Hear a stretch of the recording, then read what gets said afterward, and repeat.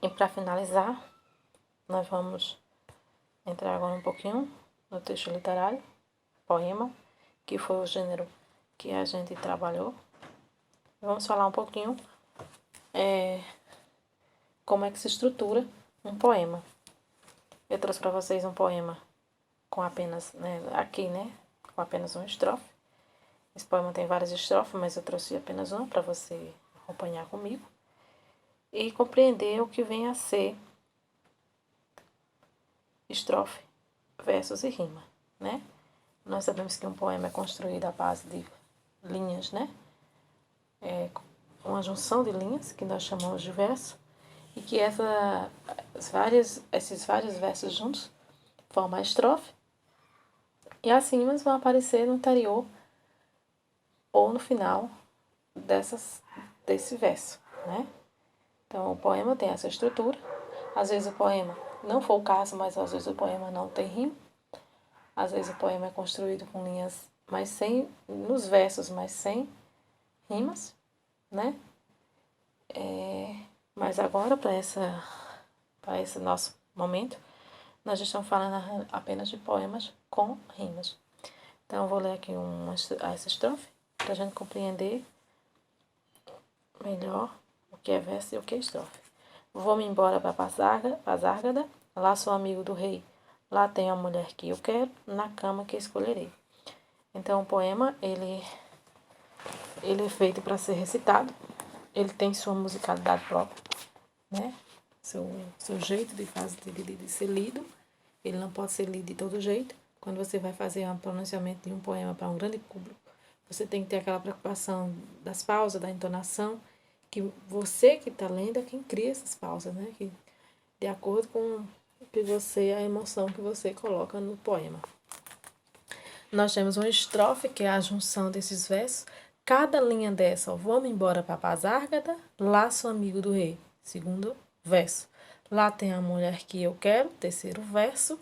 Na cama que escolherei. Quarto verso. Então, nós temos uma estrofe e 4 versos, né? Nós temos a palavra Pasárgada, que é a palavra final, ela não tem rima nessa estrofe. Mas a palavra rei e escolherei rima uma com a outra. Então, rima é o quê? Esse som, essa melodia que termina com o mesmo som, né? Seria coração, mão, avião, leão, união. Então, essas palavras têm a mesma terminação, então elas rimam uma com a outra. No caso, do nosso exemplo, nós chamamos rei e escolherei. Isso é a rima. A definição: verso e estrofe são elementos do texto poético. Cada linha de um poema representa um verso. Já a estrofe é o conjunto desses versos. Certo? Acho que isso aqui ficou bem entendido para vocês. Não tem mistério. Agora, quando nós estamos falando de poema, nós usamos uma linguagem conotativa. Por que é uma linguagem conotativa? Porque é uma linguagem carregada de emoção, de sentimentos. As palavras colocadas dentro de um verso, de um poema, elas podem ter várias interpretações. Diferente do texto denotativo, que o texto denotativo só tem uma interpretação. Não tem várias interpretações para um texto denotativo. É uma linguagem clara, é uma linguagem objetiva, precisa, não pode deixar com dúvida, porque a intenção dele é passar uma informação. Então, se você usa uma linguagem que deixe dúvida no leitor, ela não foi feliz na sua escolha. Então, o texto denotativo é um texto que tem uma linguagem clara, objetiva, direta, sem arrodeio, sem dupla interpretação. A conotação, não. A conotação está para os textos poéticos, para os textos literários. Você pode interpretar a sua maneira, de acordo com a sua visão. Então, aí você tem um rol, né, o quadro que faz a diferença entre um e outro. Você pode fazer essas anotações. Se você anotar no seu caderno, melhor, porque você vai lembrá-los. Lembrar dessas diferenças quando for fazer a sua avaliação. Tem aqui um exemplo, denotação e conotação. Eu vou ler só os 2 exemplos para você perceber, né? Ó, o pássaro voava pelo céu da cidade. A gente sabe que um pássaro voa de sua natureza porque ele é um pássaro, ou é um animal dotado de penas e asas, então ele pode voar. Isso é uma linguagem reta, sem sombra de dúvida. Já mais embaixo, ele usa a palavra voava não no seu sentido literal. Ele usa o carro voava pelas ruas da cidade. Carro não tem asa e carro nem tem pena. Então, a expressão voava aí é uma palavra usada com um sentido diverso, com um sentido conotativo, não no seu sentido literal. Ela não é objetiva, pelo contrário, ela é subjetiva, porque fica à margem da interpretação de quem lê. Então, essa é a diferença entre conotação e denotação. A denotação está para os textos informativos, está para os relatórios, documentário. E a conotação está para os textos poéticos, para os textos literários, para os contos, para as fábulas, para as lendas. As fábulas, que é de conhecimento de vocês. As fábulas, quem fala é animal. As fábulas, os animais interagem entre si, conversando como se fossem seres humanos. Ele está ali dando vida para fazer uma comparação, para nos transmitir ensinamento. Então, é um linguagem conotativa, porque tem várias interpretações, né? Às vezes eu tenho interpretação de uma fábula hoje, quando for ler em outro momento eu já posso aumentar a minha interpretação, porque eu já tenho novas informações que vão servir para me interpretar melhor. Então, essa é a função do texto conotativo. É um texto com linguagem diversa. Agora nós vamos para as figuras de linguagem. Quando nós falamos em figuras de linguagem, nós estamos falando de uma linguagem conotativa, porque as palavras elas não têm o seu sentido literal, né? E vamos à mais conhecida de todas as figuras, que é a metáfora. A metáfora é a linguagem mais conhecida, é a que tem um sentido maior. Muitos gramáticos costumam dizer que a metáfora, todas as figuras de linguagem, se você for observar bem, elas são metafóricas. Mas ela tem uma definição. A definição da metáfora, ela representa uma comparação de palavras, né? A metáfora, ela pega dois elementos que têm alguma semelhança entre eles e joga na frase. Vou usar o exemplo que eu usei na atividade, que eu falo que uma pessoa com a pele muito suave, eu digo assim, tua pele é um pêssego. Por que eu usei esse termo pêssego? Porque o pêssego é uma fruta lisa, uma fruta macia, suave.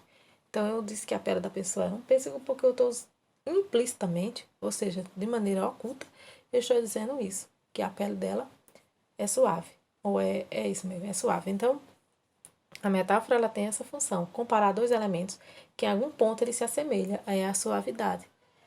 A sua pele é um pêssego. Já a comparação, ela é diferente. A comparação, eu preciso dos elementos que compara. Eu não posso dizer sua pele é um pêssego na comparação. Na comparação, eu vou dizer sua pele é suave como um pêssego. Sua pele é macia igual a pêssego. Então, eu preciso desses elementos que comparam. Eu preciso colocar o termo bacio e eu preciso colocar o termo como para construir a comparação. A metáfora omite esses termos. Essa é a diferença entre os dois. O exemplo aqui da comparação é: seus olhos são como um jabuticaba. Eu quis dizer que os olhos são pretos, redondos, como jabuticaba. Então, eu omiti, aliás, eu coloquei o termo como. Se fosse a metáfora, seria apenas assim: seus olhos são. E o nome como ia desaparecer. Está percebendo a diferença? A metáfora é uma comparação direta. A comparação é uma comparação indireta, que precisa de termos comparativos para ser construídos. A catacrese é uma figura de linguagem não muito difícil de entender, que todo mundo usa no seu dia a dia, porque a gente já incorporou essas informações. Por exemplo, o sofá ele não tem braço, mas como aí eu não tenho termo para definir aquela parte que fica na lateral do sofá, então eu vou usar braço sofá. A xícara não tem asa, mas eu não tenho um nome para dar a ela. Então eu vou dar aquela basezinha que sustenta, né? Segura a xícara, eu vou chamar de asa. O bule não tem bico, mas eu não tenho outro nome para dar. Aquela partezinha onde está o café, eu vou chamar de bico. E assim sucessivamente. São os termos utilizados para denominar objetos que não têm um termo específico. Então eu uso de outra palavra, de outro elemento, eu uso, jogo lá pela sua semelhança, né? Que a asa, por ficar na lateral, a asa da xícara, por ficar na parte lateral, assim como as asas dos pássaros, então eu faço essa comparação, né? Então, nessa comparação, eu construo a catacrese.